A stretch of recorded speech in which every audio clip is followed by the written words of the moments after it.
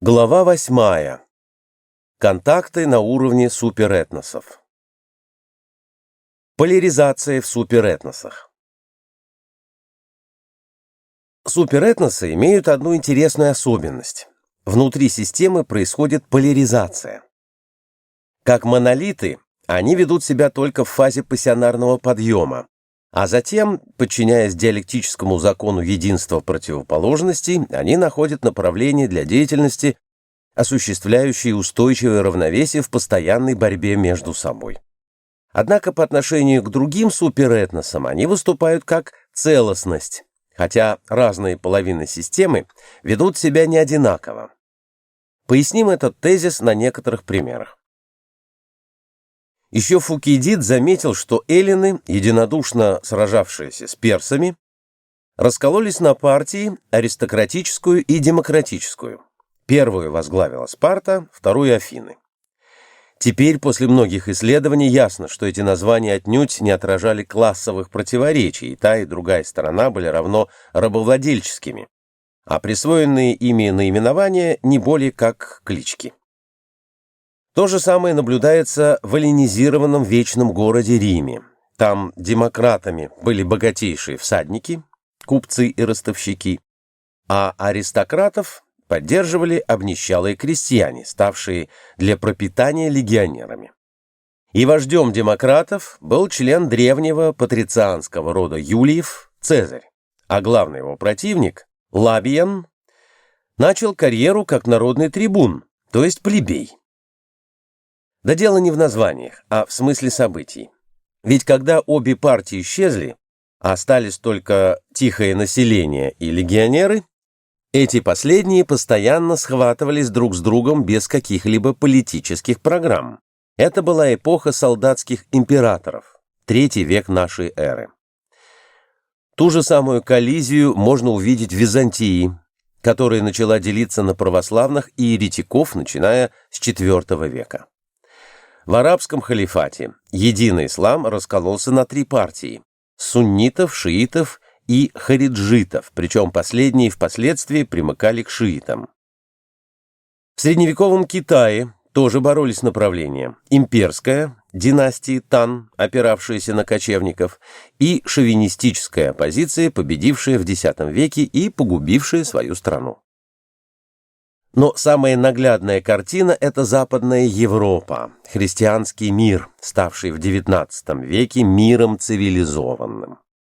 Там под христианством понимался только католицизм, причем папы имели опоры императоров. Так вот, они ссорились между собой.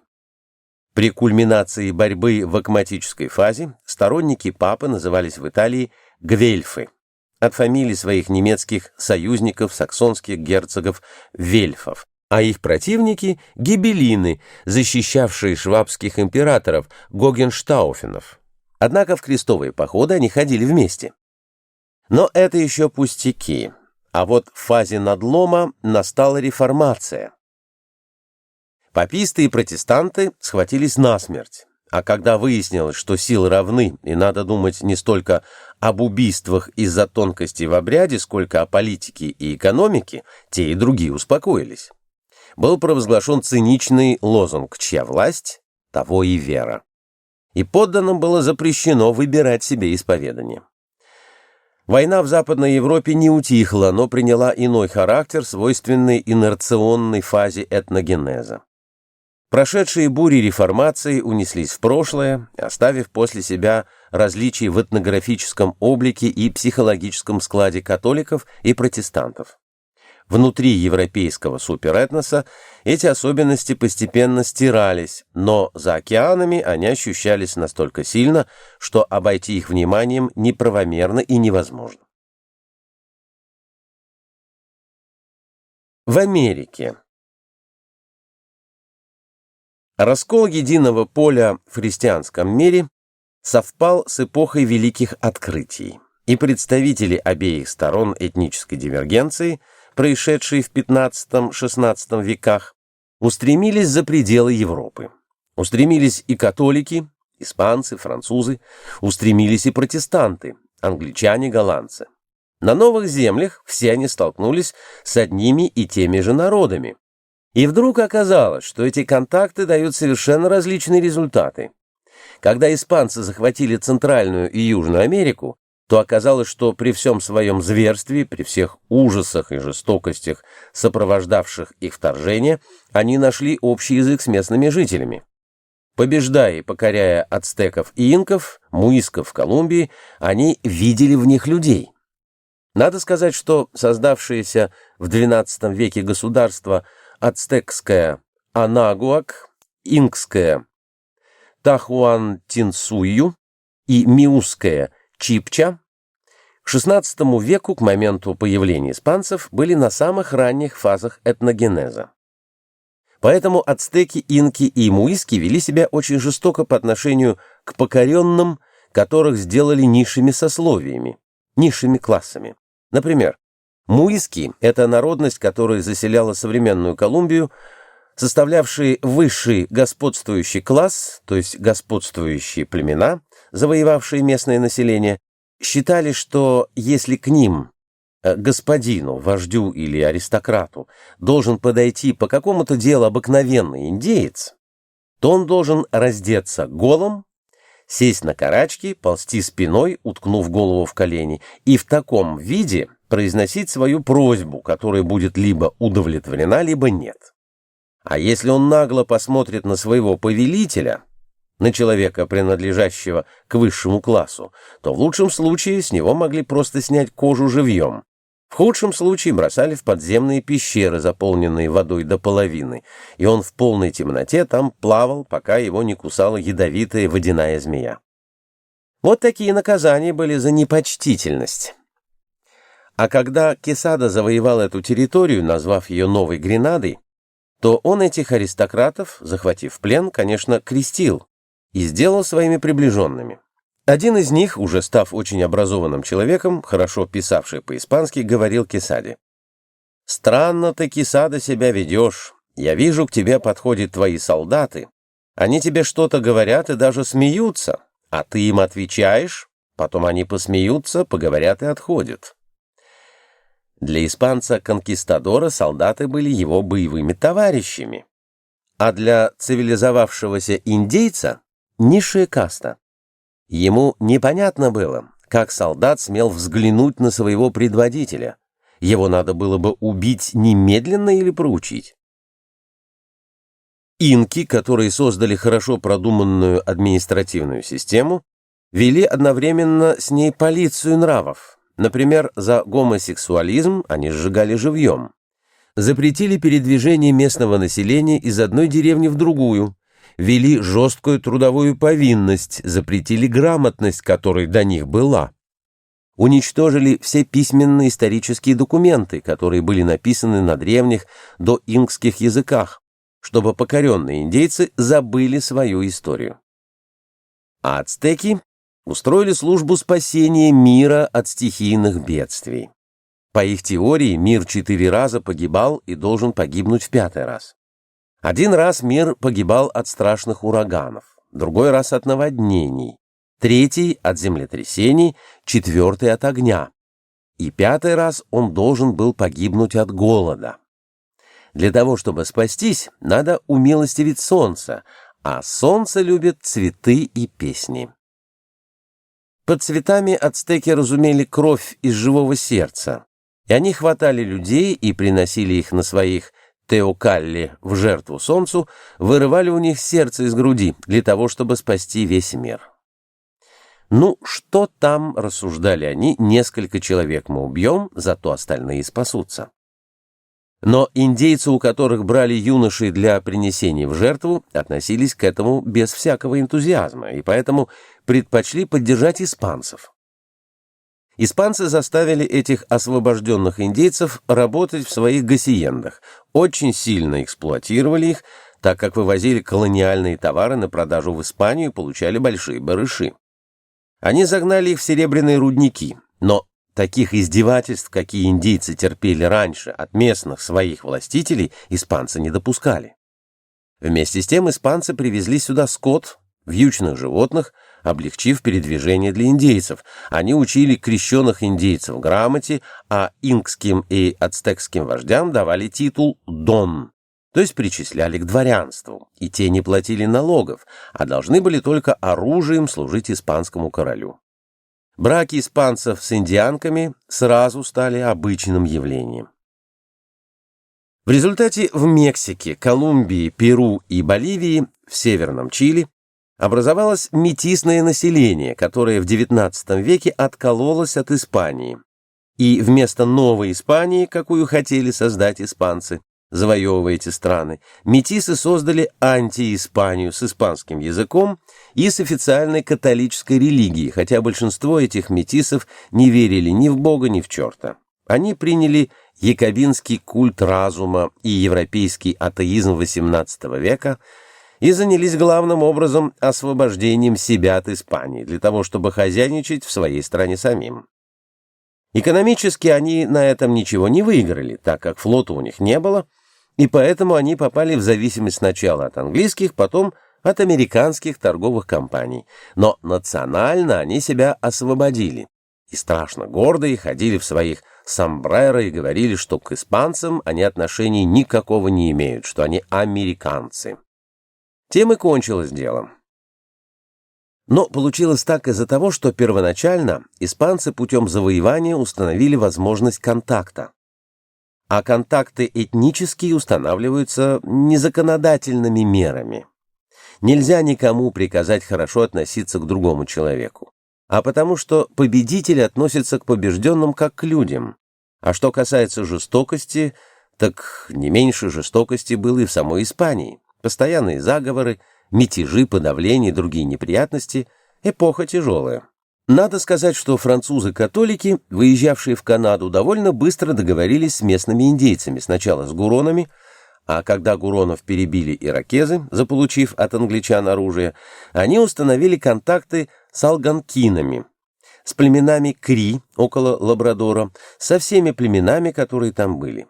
Да и сами французы обиндеились, они женились на индианках, на скво, и охотились как индейцы, переняли их быт, сохранив только свой язык и какую-то абстрактную память о католической религии. Ведь в лесу, понятно, в церковь не пойдешь, молиться негде. Они просто считали, что они католики и больше ничего. Таким образом, в Канаде создалось население, до сих пор там существующее – канадские метисы. Ничего похожего не происходило в английских колониях, где селились протестанты. В индейцах протестанты видели диких животных.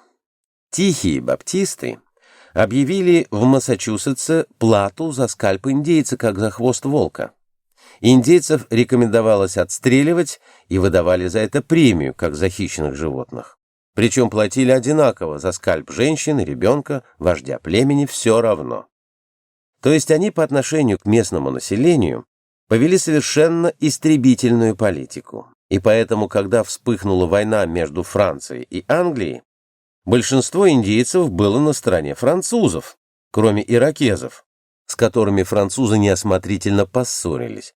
А потом, когда уже Америка откололась от Англии и стала самостоятельной, то индейцы подняли всеобщее индейское восстание. Возглавил его некто Понтиак, вождь племени оттавов. Он объединил все племена, кроме иракезов, и в число объединенных племен входили и канадские французы. Они сражались на правах племени против англосаксов. Конечно, Понтиака убили, конфедерация разошлась. Пассионарное напряжение у индейцев было слабое. Они были очень храбрые, способные, умные, честные, деловые люди, но одного им не хватало – соподчинения, умения жертвовать собой ради абстрактной цели, идеи, то есть пассионарности. Их разбили, вытеснили за Миссисипи. Англосаксы продолжили свое проникновение в страну, беспощадно уничтожая коренных жителей. Сказать, что протестантская религия благословляла их на убийство, геноцид, было бы несправедливо. Хотя, конечно, в Ветхом Завете, который особенно ценили протестанты, можно найти проповедь геноцида для всех неизбранных и не предопределенных Господом к спасению. Дело не в этом. Очевидно, протестантами стали люди такого склада, которые не могли с индейцами уживаться. Так же, как они не могли уживаться дома с католиками или с ирландцами. В Европе с ирландцами произошла очень странная история. Ирландцев обратили в христианство святой Патрик и миссионеры, которые пришли из Египта в V веке, минуя Рим. Таким образом, ирландские кельты были обращены в христианскую веру, еще не католическую и не православную, ведь это случилось еще до раскола церкви. И потом, когда на Востоке и Западе религия развивалась, ирландцы сохраняли древние навыки египетских монахов. Создалась европейская суперэтническая целостность, возник папизм, католическая схоластика, а ирландцев все это нисколько не трогало.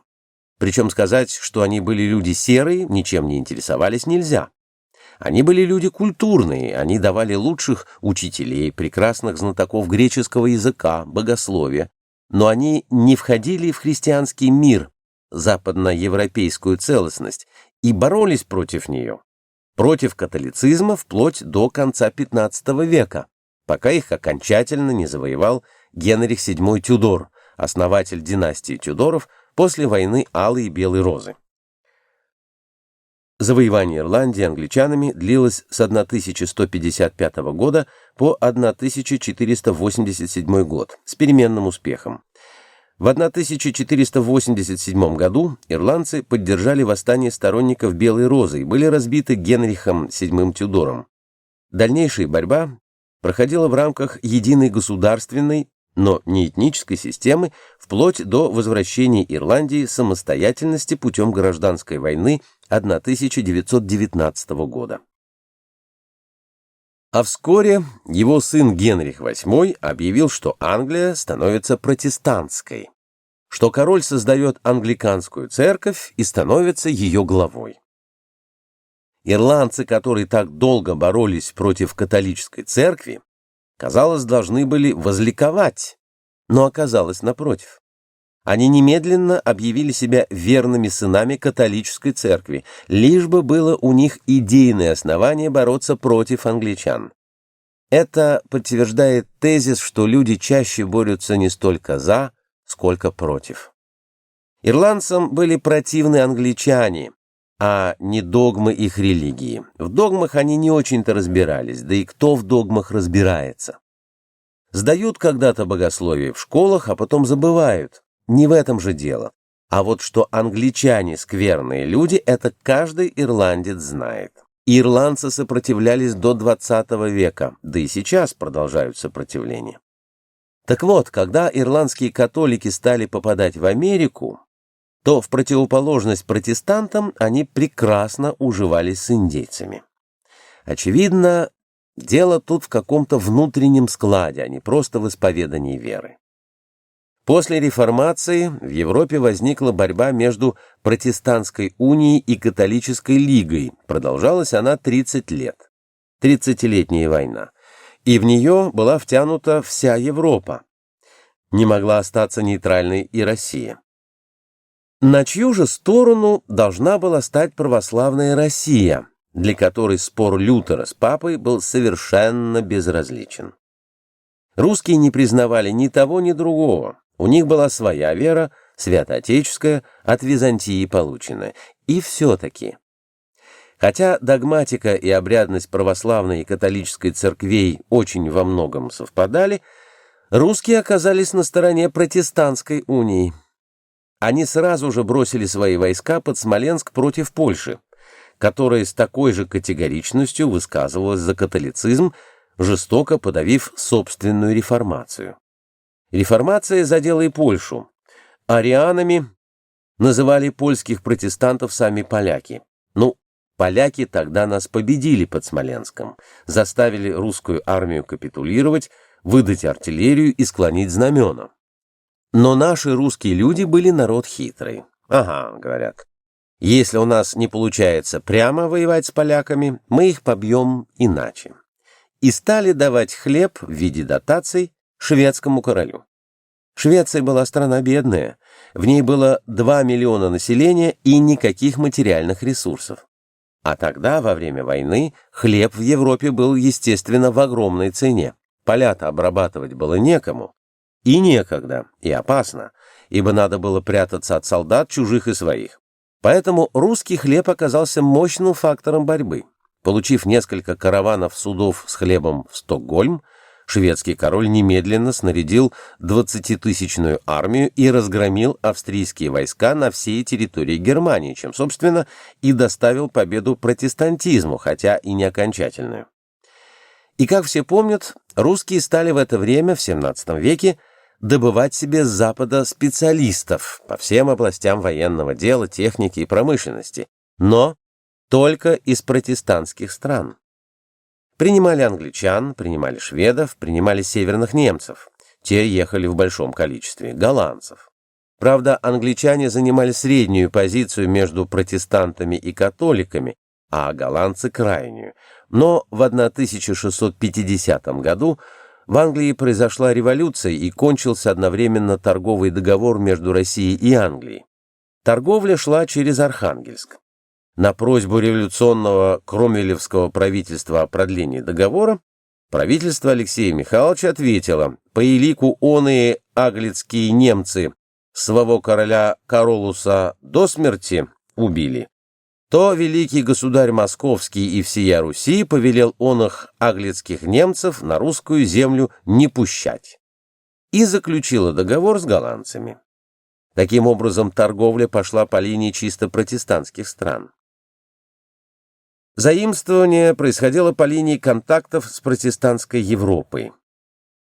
Правда, на Руси никогда не было единого мнения. Многие предлагали уклониться от контактов с Западной Европой, но они успеха не имели.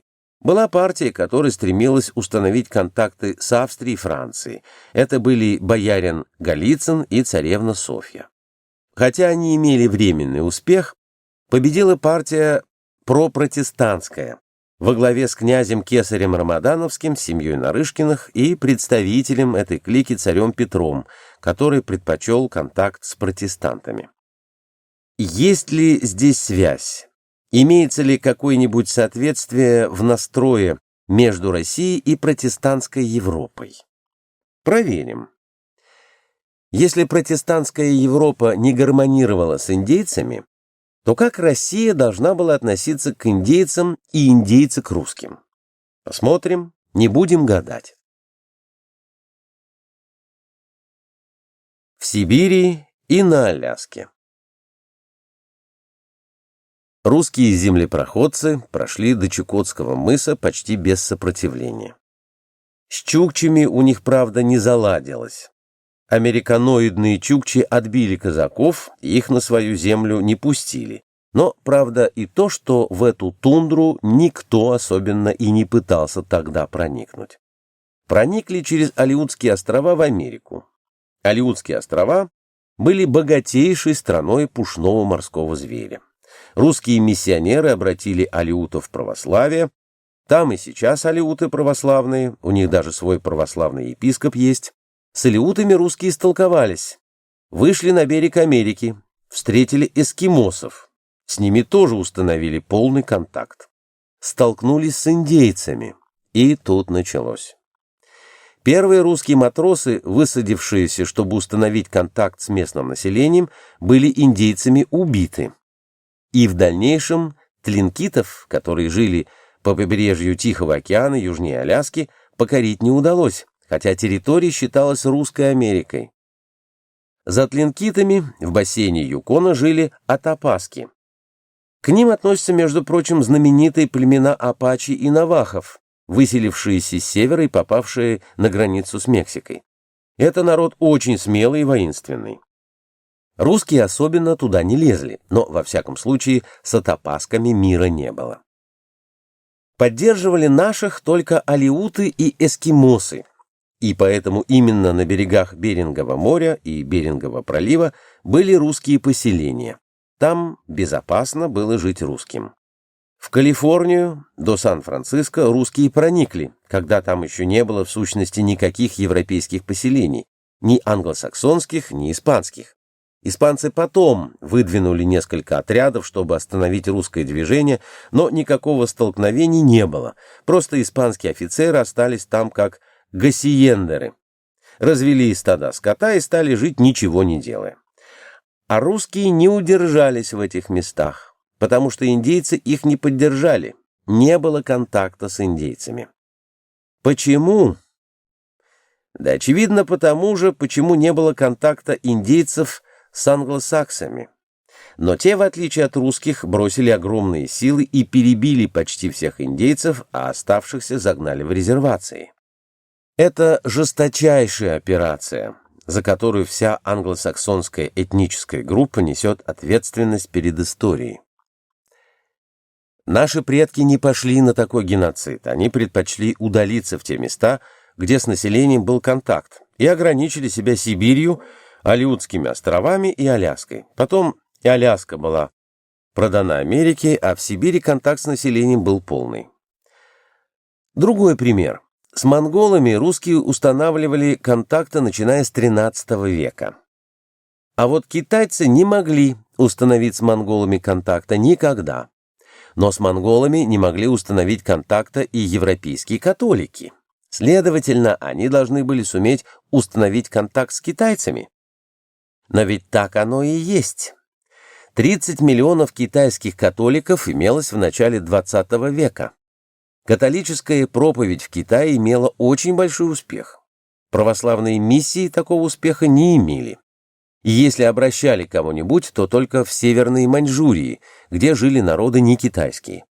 Хотя мы их называем китайцами, но они не китайцы, а маньчжуры. Они легко находили способы сосуществования с русскими, и в ряде мест проходила метисация с весьма положительными результатами. Забайкальские казаки – это смесь монголов и русских, причем не только русских мужчин с монгольскими женщинами, но и монгольских мужчин с русскими женщинами.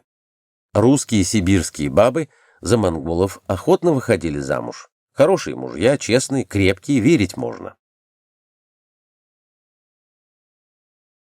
В Полинезии и Африке.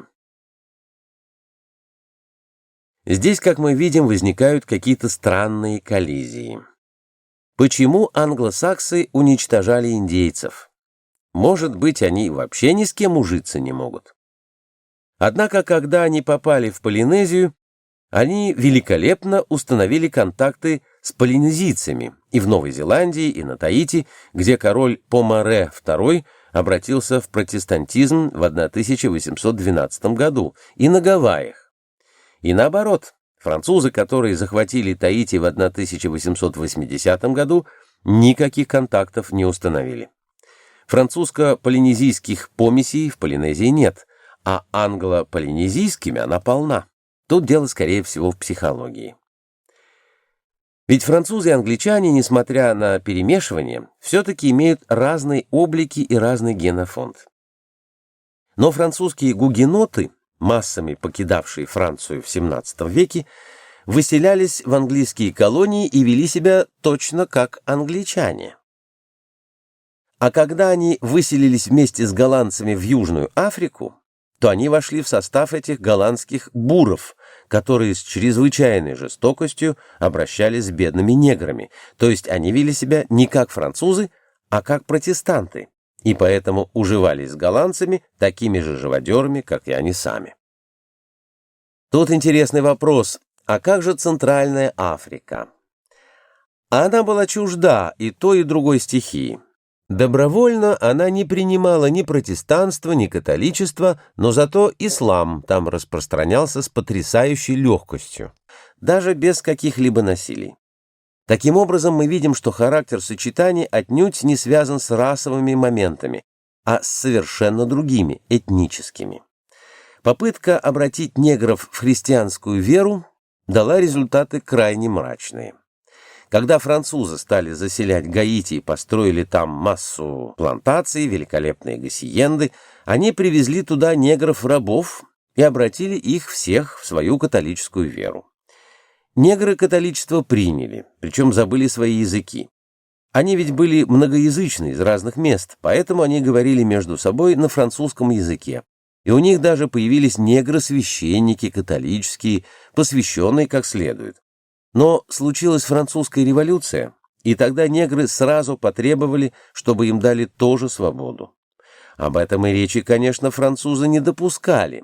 Свобода, равенство и братство были не для негров.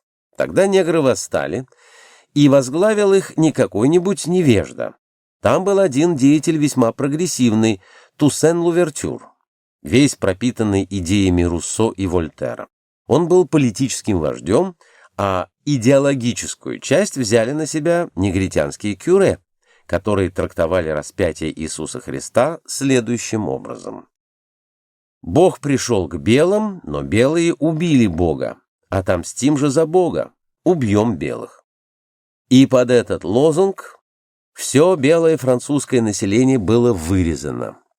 Подать помощь из Франции было невозможно, так как Франция была в войне с Англией, и английский флот не пропускал французские корабли, и выехать с острова было нельзя. До сих пор там негритянская республика. Официально религия там католическая, но кроме того существует культ Воду, культ змеи.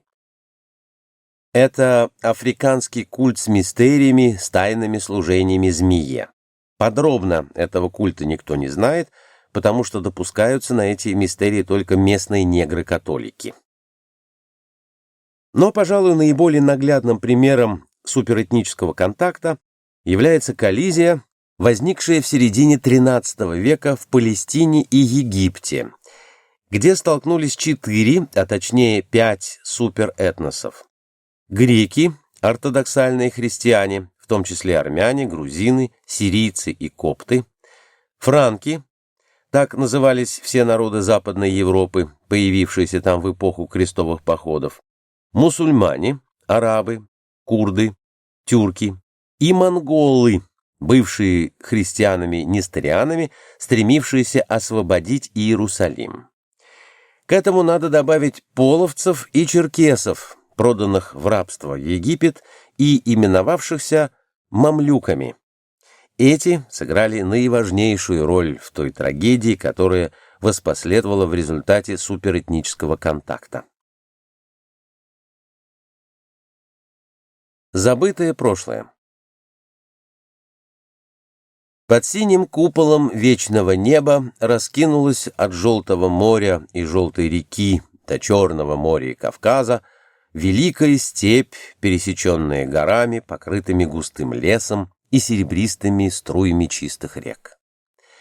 Степь окаймляют бурые пустыни Гоби и бескрайняя тайга, зеленая пустыня, но между этими пустынями много тысячелетий кипит жизнь. Растения питают травоядных животных, а тех съедают хищники, в том числе люди. И этот порядок кажется вечным, а небо, Тенгри, и земля-вода, Ерсу, неизменными. Поэтому древние тюрки назвали свою державу Вечный Эль, подобно тому, как латиняне, построив крепость на 7 холмах мутного Тибра, назвали ее Вечным городом. Но время беспощадно и всемогуще.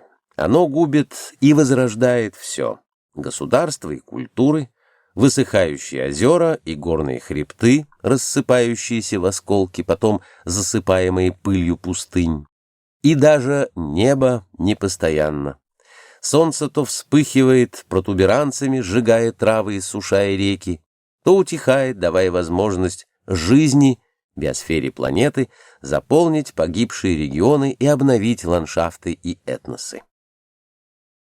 Это понимал замечательный писатель VIII века Йолык-Тегин, автор надгробных надписей своему отцу Бильге-Хагану и своему дяде Кюль-Тегину. Гении рождаются во все эпохи, и долг потомков — уберечь память о них от забвения. Никто не живет одиноко. Древние тюрки не были исключением. При отце Бильге-Хагана, Кутлуги Эльтерес-Хагане, 683-693 годы, справа, то есть на юге, народ Табгач, империя Тан, по-китайски Тоба, был врагом. Слева, то есть на севере, народ Тогуз-Агузов, уйгуров, был врагом. Кыргызы, курыканы, 30 татар, кытаи и татабы все были врагами. Почему? Откуда такая ненависть? Чтобы ответить на этот законный вопрос, обратимся к истории и исторической географии. В начале нашей эры в Великой Степи господствовали хунны. Это были мужественные, талантливые, свободолюбивые люди, умело отстаивавшие свою родину от империи Хань. Несмотря на то, что у китайцев был 20-кратный перевес в силах, они не могли подчинить себе Великую Степь. Но тут на хуннов пала немилость природы. Во II-III веках в степи наступила великая засуха. Пустыни Гоби на востоке и Бетпак-Дала на западе отодвинули травянистую степь на север и юг, сократив площадь пастбищных угодий и культурных земель. Кони тащали, овцы падали, а хунны стали терпеть поражение. Им пришлось покинуть иссушенную родину. Часть их переселилась в Китай и там погибла, ибо смешалась с китайцами, тибетцами и табгачами, не щадившими побежденных. Неукротимые хунны ушли на запад, где в V веке под предводительством Аттилы потрясли Римскую империю, но после смерти своего царя были истреблены германскими племенами – гепидами, герулами, готами в 454 году.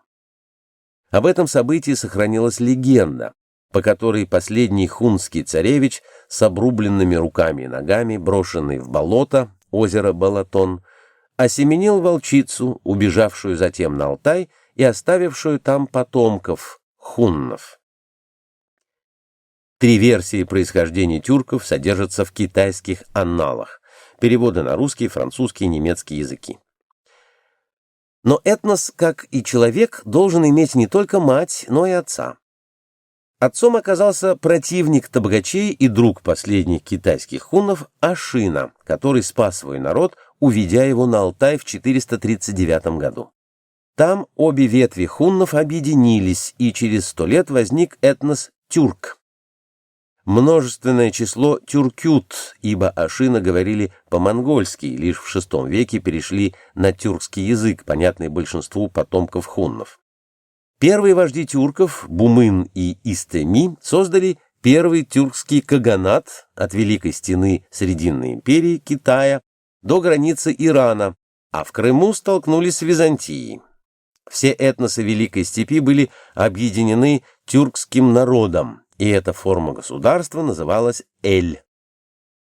Это была система объединения Орды, ставки хана и подчиненных племен, агузов. Их силами тюрки геройствовали в пустынях севера, а средства на содержание державы они получали в качестве таможенных сборов с купцов, возивших шелк из Китая в Византию. Византия была союзницей тюркского каганата, а Иран и Китай находились с ним в постоянной вражде, не умея, однако, одержать окончательной победы. Но беда пришла изнутри. Юлык-Тегин писал: «Младшие их братья не были подобны в поступках старшим, сыновья не были подобны отцам, сели на царство неразумные, трусливые каганы, и их приказные были также неразумны, были трусливы. Вследствие непрямоты правителей и народа, и обмана со стороны народа Табгач, империи Тан, и вследствие того, что табгачи ссорили младших братьев со старшими и вооружали друг против друга их правителей, тюркский народ привел в расстройство свой Эль и навлек гибель на царствовавшего Кагана». Все описано точно. С 604 года Великий Каганат раскололся на Восточный в Монголии и Западный в Казахстане. Каганаты были завоеваны империей Тан, а их союзница Согдиана – арабским халифатом в VIII веке. Уцелевших кочевников современной Монголии возглавил уйгурский каганат, но и он в IX веке пал под ударом енисейских кыргызов. Мужественные уйгуры отступили на южную окраину пустыни Гоби и продолжали оказывать сопротивление врагам, но внезапно в затянувшуюся войну вступила третья сила – природа. В X веке сместилась к северу зона повышенного увлажнения. Влага, приносимая циклонами с Атлантического, а муссонами с Тихого океана, стала изливаться на тайгу, а пустыня Гоби, расширившись на север и на юг, разделила противников. Уйгуры осели в притиньшанских оазисах, а кыргызы вернулись в Минусинскую котловину. Итак, сочетание двух параметров – этнической старости и климатических колебаний – вызвало обрыв исторического времени, традиции хунно-тюркского этногенеза, продолжавшегося 1300 лет. История этой замечательной культуры оказалась забытой. Когда в XI веке дожди вновь оживили верховья Анона, Керулена и Селенги, туда пришли иные люди, сибиряки из Забайкалья, говорившие по-монгольски и представлений не имевшие о тех богатырях вечного Эля, которые жили в степи за 200 лет до них. История началась заново. Поэтому-то монголы, встретившиеся только с одним этносом древней культуры, енисейскими кыргызами, приписали им все сарматские, скифские и хунские каменные курганы, карумы, назвав их кыргызскими могилами, Кыргыз-Ур. Но реального смысла это название не несло, являясь синонимом понятия «древние». Кое-что из элементов старинной культуры попало к монголам через полузабытые предания или заимствования у соседей, но хотя все люди имеют предков, не все получают от них наследство. Монгольские племена XI века начали новую жизнь на пустом месте. А тюрки, изгнанные засухой со своей прародины, разметанные исторической судьбой по Передней Азии, Сибири, Индии, Египту, Причерноморью и Закавказью, потерявшие этническую структуру из-за энтропии, уничтожившей их первичную толчковую пассионарность, а вместе с ней и последнюю активную фазу этногенеза – обскурацию, не исчезли, ибо перешли в новую пассивную фазу – мемориальную. Этот переход спас тюрок как суперэтнос, точнее, как суперэтническое поле, обладающее самым важным свойством – противопоставлением себя всем остальным. Внешних сходств между тюркскими этносами, якутами и сельджуками, куманами и уйгурами, гузами и тилингитами действительно было маловато, но ощущение единства их не покинуло и в какой-то мере определяло их поведение. В прошлом веке это назвали бы «тюркская душа», как говорили «славянская душа», когда уже между поляками и сербами никаких общих черт не наблюдалось, но мы обязаны перевести этот аморфный термин на язык науки. Да, без энергетической подпитки дискретная система существовать не может. Но ведь существует импортная пассионарность, дающая тот же эффект, что и природная или толчковая. Тюрки за 1000 лет одержали много побед, захватили много женщин, дети которых становились тюрками. Особенно много смешанных браков было в XI веке и в Иране, и в Сирии, и в Грузии, и на Руси. Эта метисация не могла остановить общего процесса увядания, ибо способствовала не сплочению, а распылению этноса. Но этническое поле, организованное сходной ментальностью, здесь мировосприятием, не связанным с книжной образованностью, то есть культурой, продолжало существовать. Тюрки в XIII-XIV веках обрели как бы вторую жизнь, в чем активную роль играли монгольские пассионарии. Но искать виновных антинаучно. Сода и лимонная кислота, будучи смешаны в водном растворе, шипят и выделяют тепло. Это реакция нейтрализации, которая идет естественным путем. Разве меньше пролили крови готы и вандалы в III-V веках? Или викинги в IX-XI веках? Или крестоносцы в XII веке? Конечно, нет. Но их движения были подобны расширению Римской республики, с той разницей, что римляне делали свои завоевания медленнее, отчего испанцам, галлам, нумидийцам и грекам было не легче. Арабы в VII-VIII веках расправлялись с персами, армянами, испанскими вестготами, берберами, а сагдийцев, культурный и богатый этнос, уничтожили так, что от них остались только реликты в недоступных горах Гиссара и Западного Памира. На этом фоне взрывы этногенеза у чжурдженей и монголов не представляют собой ничего особенного, хотя летописцы-современники не пожалели черной краски для истории XIII века.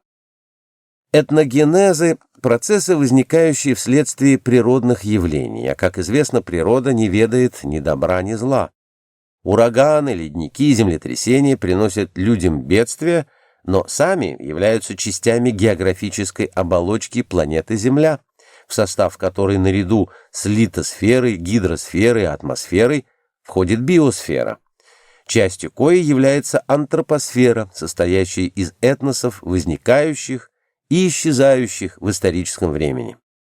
Моральные оценки к этносам также неприменимы, как и ко всем явлениям природы, ибо они проходят на популяционном уровне, тогда как свобода выбора, определяющая моральную ответственность, лежит на уровне организма или персоны. Этногенезы на всех фазах – удел естествознания, но изучение их возможно только путем познания истории, содержащей необходимый материал, подлежащий обработке методами естественных наук. Поэтому вернемся к истории XIII-XIV веков. Крестоносцы. В средние века люди воевали много и часто. Но, как правило, они твердо знали не за что, а против чего они воюют. Отрицательная доминанта действовала эффективнее положительной. И когда папа Урбан II произнес роковые слова «Так хочет Бог», массы простых крестьян и рыцарей бросились в отчаянную битву с мусульманами и, потеряв 90 воинов, взяли Иерусалим в 1099 году и создали там Иерусалимское королевство. Королевство это довольно быстро стало терпеть поражение, терять города и просить защиты у европейских монархов. Второй и третий крестовые походы, имевшие целью выступить за своих земляков, были неудачны. Четвертый поход превратился в коммерческую операцию по приобретению колоний на Востоке под руководством венецианского дожа слепого Дандоло. Было быстро придумано, что греки православные такие еретики, что самого Бога тошнит. Это выражение приписано Балдуину Фландерскому, первому императору Латинской империи, 1204-1205 годы. Константинополь был взят и разграблен, а в Греции воздвиглись замки, перемешанные с незданными крепостями византийских властителей.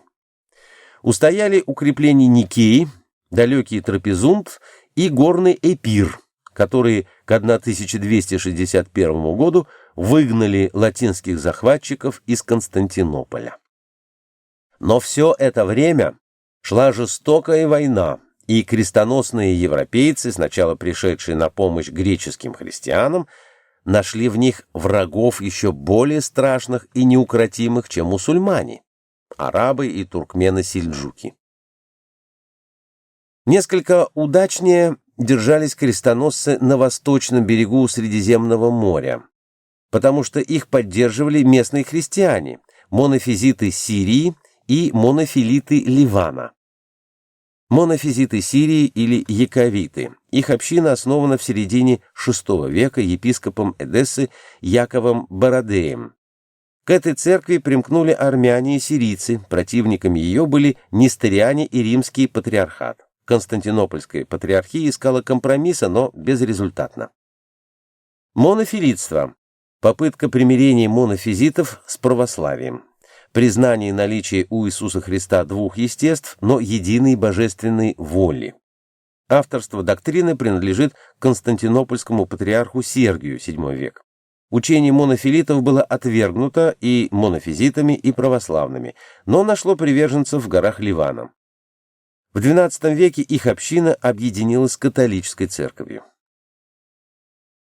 Будучи отлучены от церкви в V и VII веках, они чуждались греков, хотя причины религиозных споров были забыты, и произнесенные анафемы исходили столь же от Рима, сколь и от Константинополя, но это была слабая поддержка. Последний серьезный крестовый поход предпринял французский король Людовик IX в 1250 году. Еще одна полная катастрофа, а затем анархия, взаимная резня на улицах Акры, война на море генуэзцев против венецианцев, на острове Тире французов против венецианцев, и так до безумия все против всех, а беда близилась. Половцы на Ниле. Египет — страна беззащитная. Стоит лишь азиатам перейти Синайскую пустыню и достичь самого восточного из рукавов Нильской дельты, покорение остальной страны — дело легкое. Поэтому в древности на этом рукаве была сооружена крепость Пелузиум, имевшая целью предотвратить вторжение противника в дельту. Но крепости сдаются, и толку от них мало. Поэтому египетские владыки Средневековья предпочитали иметь мобильную армию, но поднять на войну население своей страны они даже не мечтали. Потомки героических воинов Тутмоса III и Рамзеса II без слова платили налоги, но категорически отказывались защищаться от любого врага. Поэтому фатимидские халифы и эюбитские султаны покупали воинов, кыпчаков и черкесов, а те воевали так, что выдержать их натиск не могли даже храбрые французские рыцари. Мамлюки составляли две дивизии, скомплектованные по этническому принципу: кыпчаки и другие степняки, расположенные на острове Ар-Рауда на Ниле, Ал-Бахр, и черкесы, размещенные в цитадели Каира, Ал-Бурдж, то есть бург, немецко-французское слово, осевшее в Египте. Именно бахриты дважды разбили французских рыцарей и считали, что их мужество заслуживает награды. Но молодой султан Туран-Шах, обученный в багдадских медресе юриспруденции, диалектике, теологии и тому подобному, совсем не знал этнографии, то есть не имел представления о тех людях, которые спасли его престол и изгнали наглых захватчиков. Он наградил чинами не их, а своих фаворитов, назначил эмирами филологов и однажды ночью, спьяну велев принести себе много светильников, тушил их, срубая огонь саблей и крича: «Вот как я расправлюсь с бахритами». Через несколько дней, 2 мая 1250 года, бахриты напали на его шатер. Когда султан вышел, ему отрубили полруки. Он бежал в лес, росший по берегу Нила, и вошел в реку по горло. Тут его прикончили стрелами. Очередной парадокс истории. Половцы или куманы, разгромленные, преданные и проданные в рабство, стали хозяевами мусульманской страны, где большую часть населения составляли угнетаемые христиане, филахи и копты. Казалось, что Египет превратился в этническую химеру, сочетание несовместимых элементов системы, но этого не случилось. Все эти элементы жили раздельно, в симбиозе, благодаря чему социальная структура оставалась крепкой. Однако мамлюки решили, что не они должны служить такой неполноценной стране, но нужно заставить эту страну служить им. Они произвели переворот, убили султана Туран-Шаха и отдали престол султанше, вдове предшествовавшего султана, выдав ей мужа, мамлюкского эмира Туркмена Айбека. Султанша полюбила своего мужа настолько, что пожертвовала всем из-за ревности. Узнав, что Айбек нашел ей соперницу, она дождалась, когда после конной игры в шары он пошел в баню, послала своих евнухов убить мужа, а престол предложила юному эмиру. Бедная, глупая женщина. Она не знала, что такое степная дружба, а мамлюки были степняки и друзья. Эмир отказался от престола. Евнухов убийцы распяли, султаншу увели из дворца в Красную башню, и там юный раб забил ее насмерть каблуками, а труп бросили в тюремный подвал. Это случилось 2 мая 1257 года. Игнорирование этнографии, как и фантазирование на эту тему, всегда ведет к трагичным последствиям. Люди не одинаковы, а тем более разнятся этносы. Те реакции, которые естественны у арабов, нелепы у французов, оскорбительны у тюрок и монголов и противоестественны для китайцев. Поэтому оптимальным вариантом этнического контакта является симбиоз, когда этносы живут рядом и порознь, сохраняя мирные отношения, но не вмешиваясь в дела друг друга. Такая система сложилась в Египте и дала отменные результаты. Сидонская трагедия. Летом 1260 года монгольский правитель Сирии Китбуга-Нойон со своей крошечной армией 20 тысяч по Керакосу и 10 тысяч по Гайтону стоял у Баальбека, считая, что он и его войско в безопасности. С востока его охраняла пустыня, на западе высились замки христианских рыцарей. Увы, Китбуга знал пустыни, но не ведал рыцарей. Он был христианин и верил христианам. Владетель Сидона, Жюльен, унаследовал город от деда и отца, сражавшихся первый с мусульманами, а второй с имперцами. Жюльен имел очень большие руки и ноги, был ширококостен и толст, считался храбрым рыцарем, полностью опозоренным морально. Игра и частые развлечения сделали его должником тамплиеров, и дошло до того, что ему пришлось заложить им свою сеньорию – Сидон. Груссе называет его «тяжелый барон с легкой головой» и рассказывает, что он поправлял свои финансовые неудачи грабежом соседей. Так он ограбил окрестности Тира, где правил его родной дядя. В отсутствие мамлюков он грабил Сирию, а после завоевания Сирии монголами он снова напал на беззащитное население и вернулся в Сидон с добычей и пленными, забыв, что Сирия уже год как принадлежит монголам. Монголы были изумлены.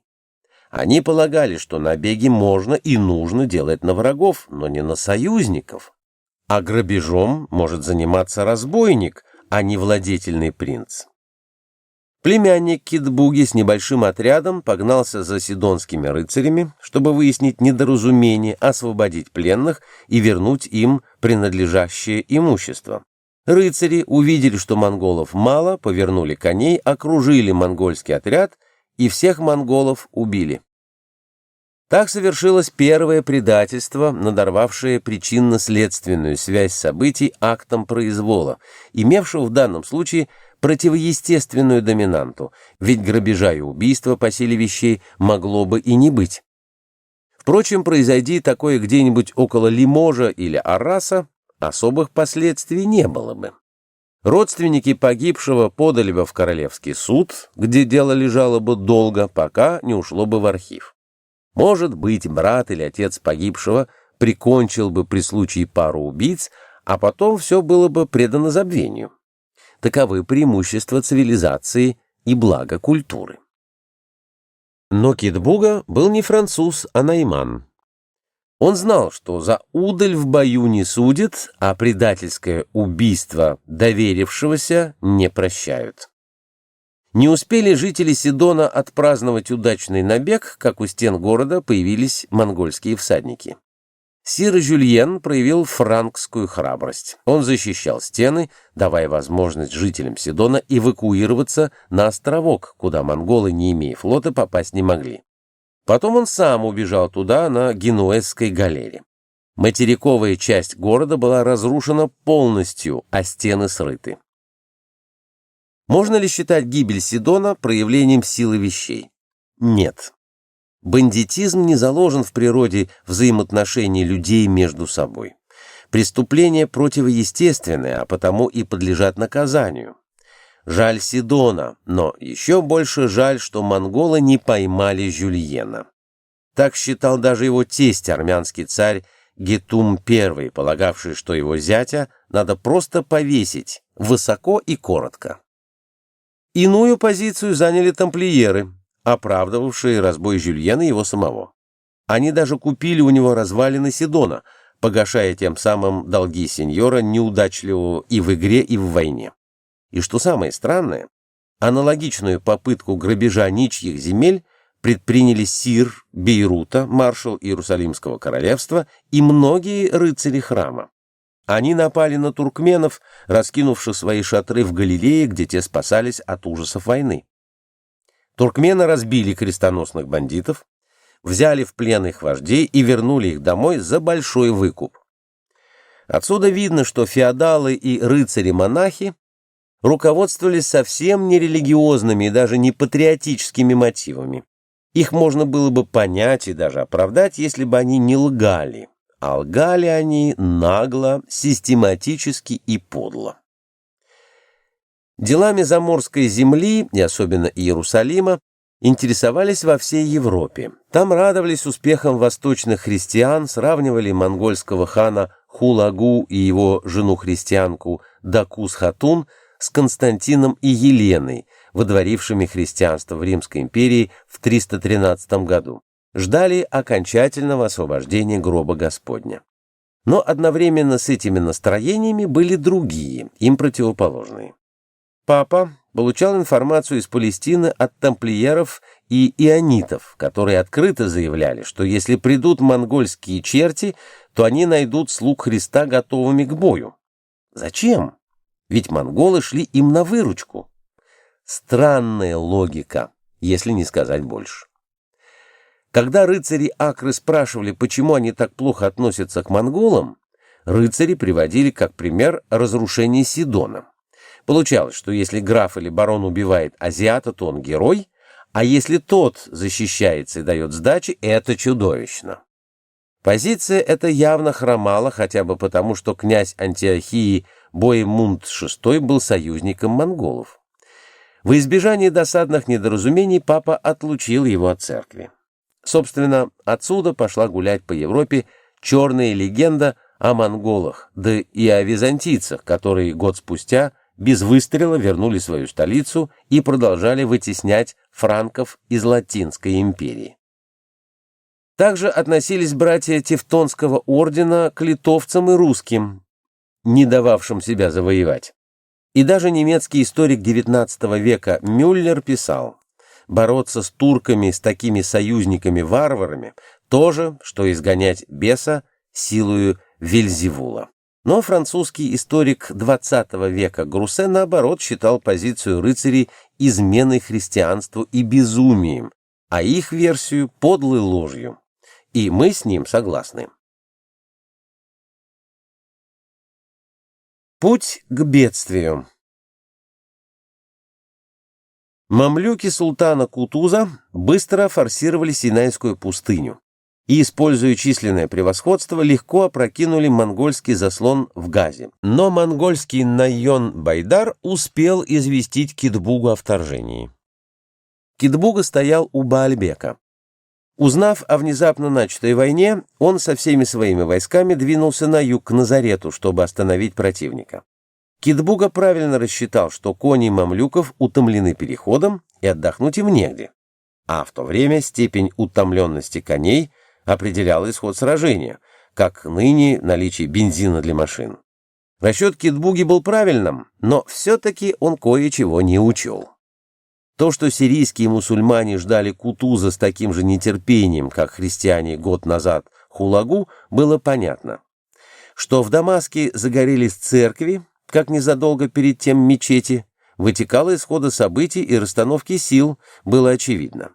Что генуэзцы продолжали конкурировать с венецианцами, а банк тамплиеров с банком ионитов, в то время, когда враг подходил к стенам Акры, тоже можно было вообразить. Но то, что рыцарский совет Акры будет обсуждать вопрос о союзе с мамлюками против монголов, то есть с мусульманами против христиан, это лежало за пределами нормального воображения. А ведь обсуждали, и только магистр тевтонских рыцарей помешал заключению этого союза. Ограничились компромиссом, приняли мамлюков как гостей, снабдили их сеном и продуктами, позволили отдохнуть под стенами Акры и даже впускали мамлюкских вождей в крепость, чтобы хорошо угостить. Кутуз, видя такое легкомыслие, хотел было захватить Акру, но жители города стали по собственной инициативе выгонять мамлюкских воинов, частью вежливо, частью грубо. Поэтому ввести в город достаточно воинов не удалось. При всем этом безумном легкомыслии рыцари Акры заключили с мамлюками торговую сделку. Мамлюки обязались продать им за низкую цену лошадей, которые будут захвачены у монголов. Мамлюки согласились, но потом не выполнили обязательства. Видимо, этим степнякам были слишком противны титулованные спекулянты. Дав войску и коням хороший отдых, Кутуз прошел через франкские владения в Галилею, чтобы получить возможность оттуда броситься на Дамаск. Китбуга с монгольской конницей и вспомогательными отрядами армян и грузин встретил противника у Айн-Джалуда, недалеко от Назарета, 3 сентября 1260 года. Монгольские кони были утомлены форсированным маршем, но ведь монголы еще не терпели поражений. «Горящие рвением они шли вперед, доверяя своей силе и храбрости», писал армянский историк Киракос. Надежда на победу не оставляла монголов до конца. Кутуз, используя численное превосходство, укрыл фланги в глубоких лощинах, а против главных сил Китбуги выставил авангард под командованием своего друга Бейбарса. Монголы пошли в атаку и снова скрестили сабли с половцами. Бейбарс устоял. Фланговые части вышли из лощин и окружили монголов. Китбуга, спасая честь знамени, скакал по полю битвы, пока под ним не убили коня. Тогда мамлюки навалились на него и скрутили ему руки. Разгром был полный. Беглецы с поля боя тоже не уцелели. Их усталые кони не могли уйти от свежих мамлюкских. Желтый крестовый поход кончился катастрофой. Связанного Китбугу привели пред лицо султана Кутуза. Пленный Найман гордо заявил победившему Куману, что Хулагу-хан поднимет новую конницу, которая как море зальет ворота Египта. И добавил, что он был верным слугой своего хана и никогда не был цареубийцей. После этих слов Кутуз велел отрубить Китбуге голову. Надежды последнего паладина восточного христианства, найманского богатыря Китбуги, не сбылись. Гражданская война в монгольском Улусе затянулась до 1301 года и погасла лишь тогда, когда монгольские богатыри перебили друг друга. Перегрев пассионарности сжег монгольские улусы и степную традицию. Улусные ханы оказались не государями, а пленниками своих подданных, которые заставили их принять свою веру. На Западе ислам, в Китае буддизм. Гибель Китбуги и его ветеранов оказалась не отдельной потерей, а поворотной датой истории, после которой сила вещей повлекла цепь событий по иному пути. После того, как монгольская армия откатилась за Тигр, в Сирии и Месопотамии началось поголовное истребление христиан. То культурное наследие Византии, которое пощадили арабские правоверные халифы, омейяды и аббасиды, еретики-фатимиды, рыцарственные курды и юбиды, было сметено мамлюкским натиском начисто. И нельзя сказать, что свирепствовали новообращенные половцы. Нет, они только разрешали мусульманам убивать христиан, а сами расширяли ареал гибели, одерживая победу за победой. В 1268 году пала Антиохия. В 1277 году Бейбарс одержал свою последнюю победу над монголами при Альбистане, после чего его преемник султан Калаун взял в 1289 году Триполи, а в 1291 году Акру, Тир, Сидон и Бейрут. Дольше всех держалась героическая Малая Армения, Киликия, завоеванная мамлюками только в 1375 году. Ближний Восток из христианского превратился в мусульманский. Но это еще не самая большая беда. С утратой традиции ушла культура и не заменилась другой. Разбитые осколки подобрал в 1516 году османский султан, безжалостный Селим I, и тогда Ближний Восток, мудрый, доблестный и творческий, превратился в ту этнокультурную руину, которую описал Михаил Юрьевич Лермонтов в своем стихотворении «Спор», в котором ведут спор горы Казбек и Эльбрус о возможности покорения природы человеком. «Не боюсь я Востока», — отвечал Казбек, — «род людской там спит глубоко уж 9 век. Посмотри, в тени чинары пену сладких вин на узорные шальвары сонный льет грузин. И, склонясь в дыму кальяна на цветной диван, у жемчужного фонтана дремлет Тегеран. Вот у ног Иерусалима, Богом сожжена, безглагольно, недвижима мертвая страна. Дальше.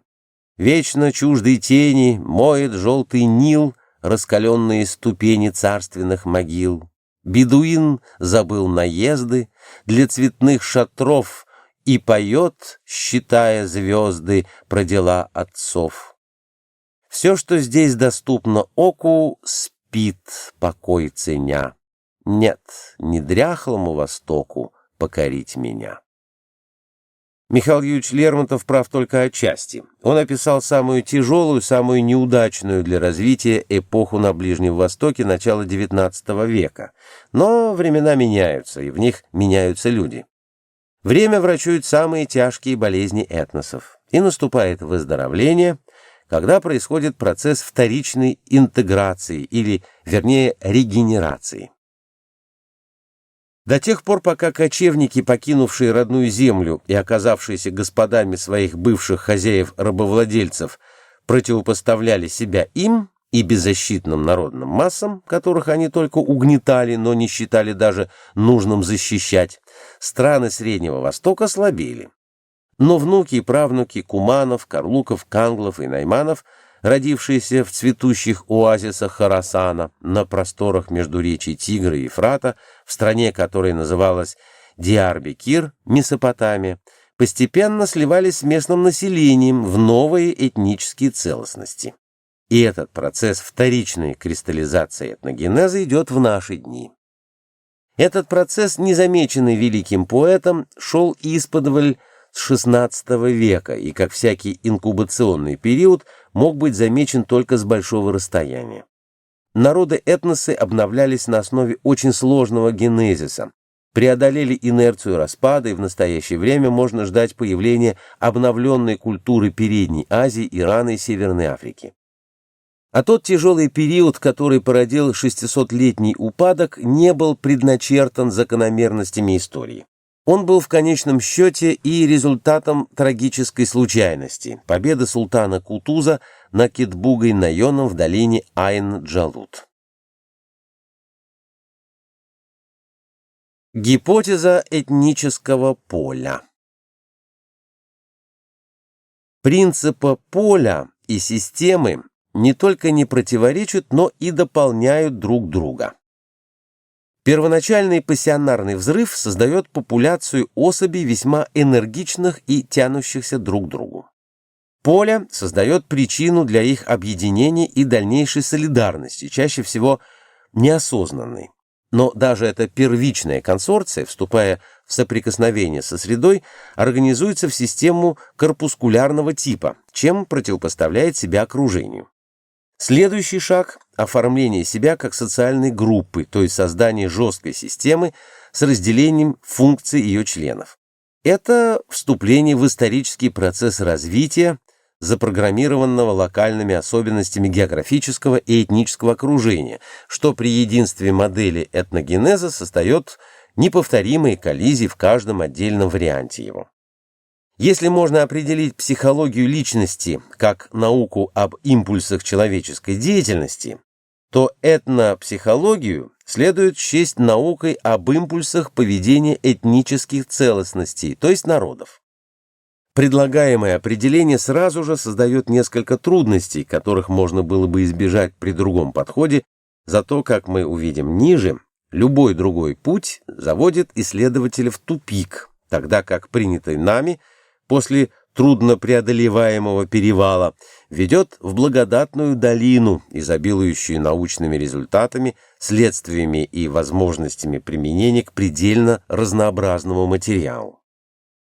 Таким образом, мы видим, что вне зависимости от расового состава, от культурных связей, от уровня развития, возникают какие-то моменты, которые дают возможность в одних случаях установить дружественный этнический контакт, в другом случае он становится нежелательным, враждебным и весьма кровавым.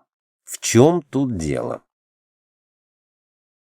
Если мы примем нашу гипотезу этнического поля с определенной частотой колебаний каждой суперэтнической и этнической группы, то мы увидим, что здесь все можно объяснить.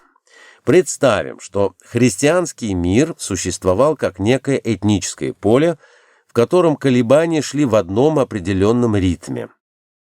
В то время испанец и швед, англичанин и неаполитанец считали себя принадлежащими к одной целостности, к христианскому миру, куда не входили, конечно, ни ирландцы, ни греки, ни болгары, ни русские. Все они были схизматики.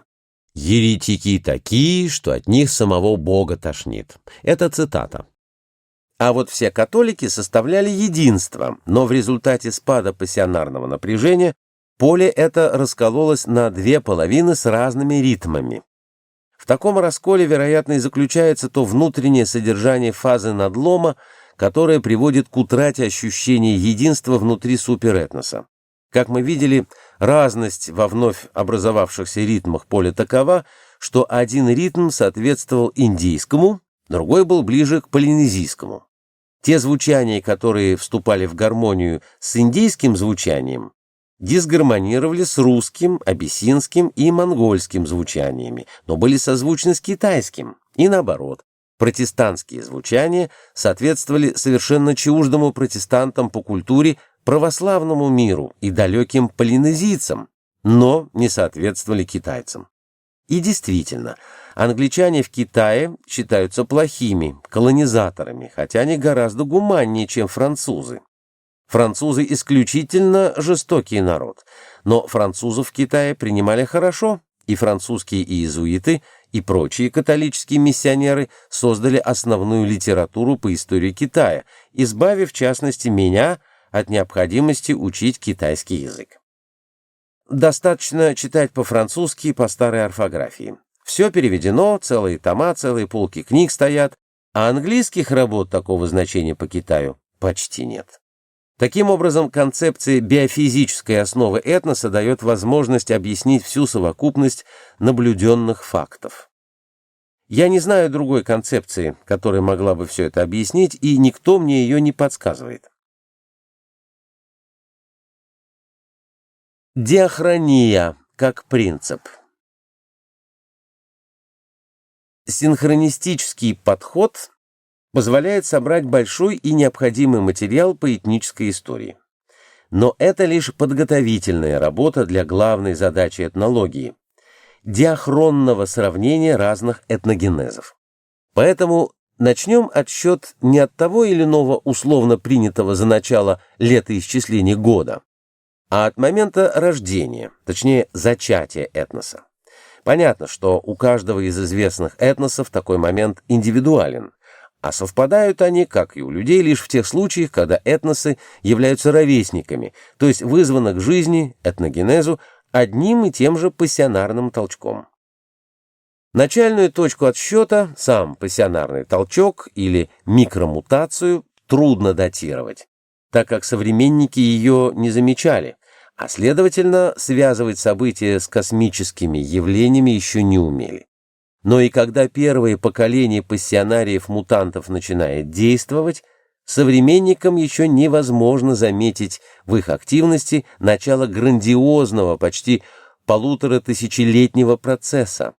Так римляне не обратили внимания на рождение в 5 году до нашей эры плеяды пассионариев, точнее на события 30-40-х годов нашей эры, связанные с деятельностью этой плеяды.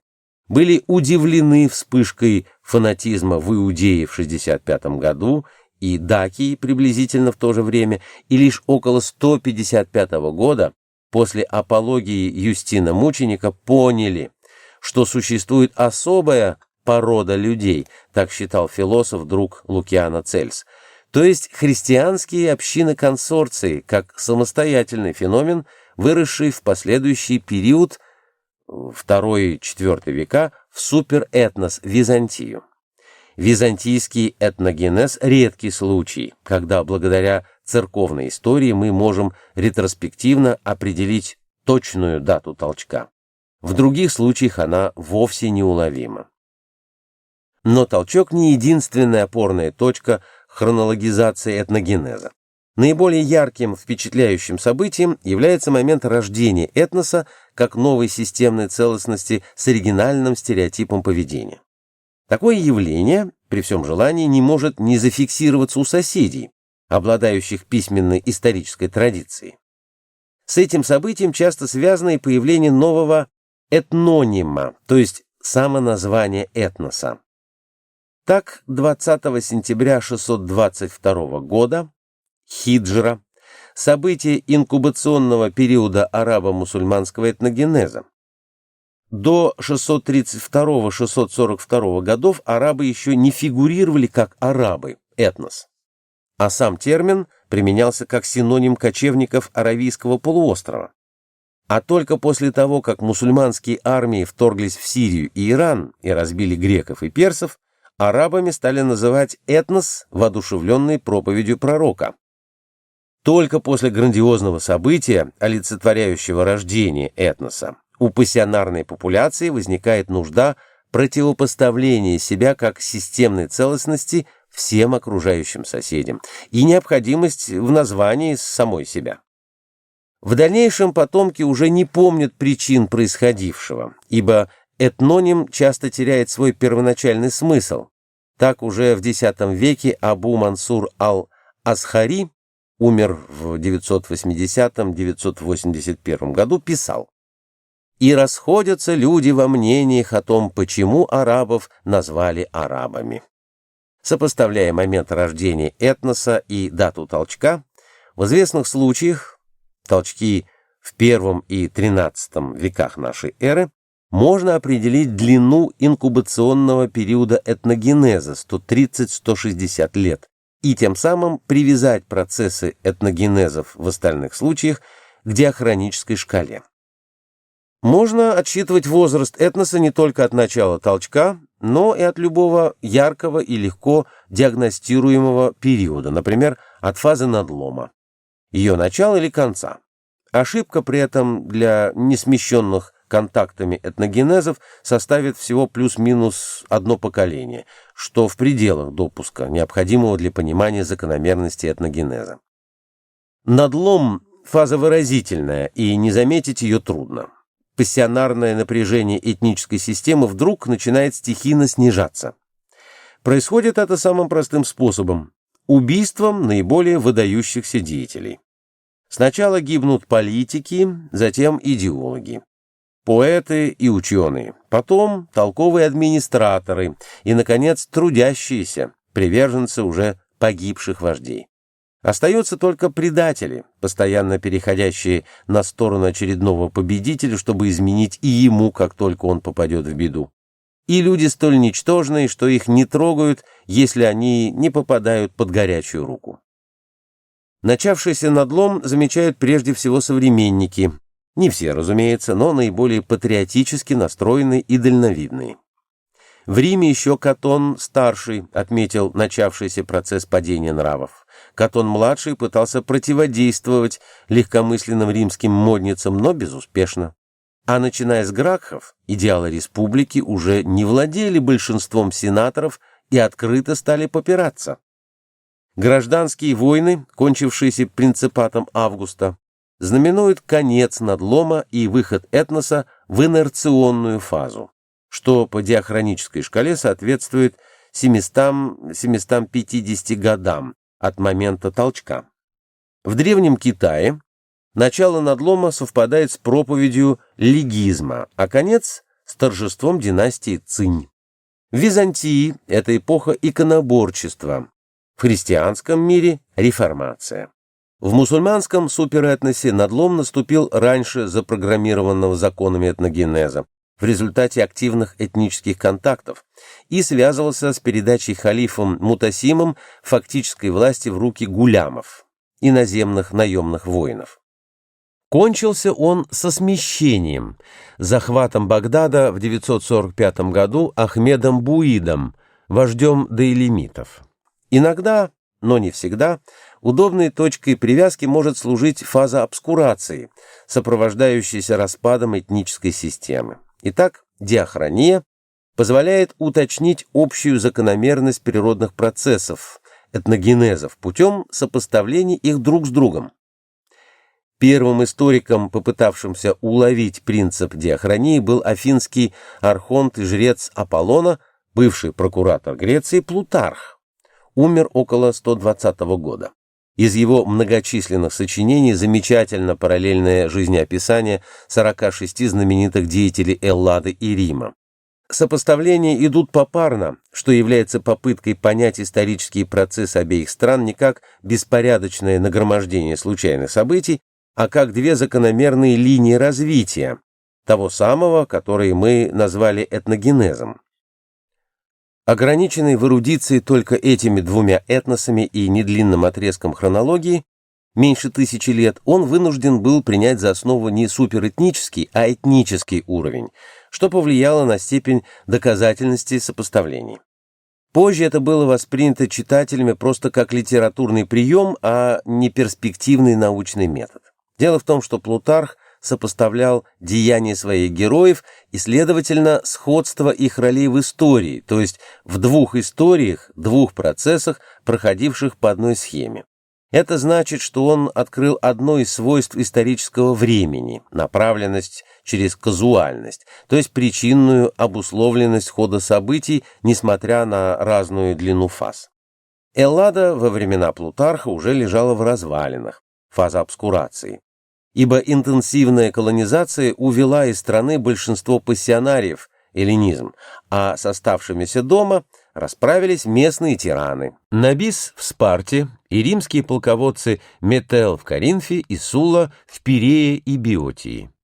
Рим же был на гребне могущества. Он избавился от излишних пассионариев, сохранил золотую посредственность эпохи Августа и накопленные богатства завоеванных провинций. Это была инерционная фаза этногенеза, когда Рим представлялся современникам вечным городом, как в XIX веке в Европе прогресс кажется бесконечным совершенствованием. Плутарх чувствовал истину, но не мог ее доказать и даже объяснить. Сравнительного материала у него не хватало. Что такое энергия, тем более энтропия, он не знал, а понятие «система» как целостность и в наше-то время известно далеко не всем. Однако он ближе всех подошел к проблеме исторического времени как функции от ряда событий, обозримого в силу дискретности и необратимого, как необратима биография организма от рождения до смерти, потому что организм, или, если угодно, звезда, тоже системные целостности. Точность научного вывода пропорциональна количеству накопленных и учитываемых сведений. В XX веке написана событийная история человечества за 3000 лет, а фрагментарно даже за 5000. Вряд ли кто-либо усомнится в том, что антропосфера – одна из составляющих биосферы планеты, а этногенез – зигзаг на биологической эволюции, варианты кои у растений, животных и микроорганизмов крайне разнообразны.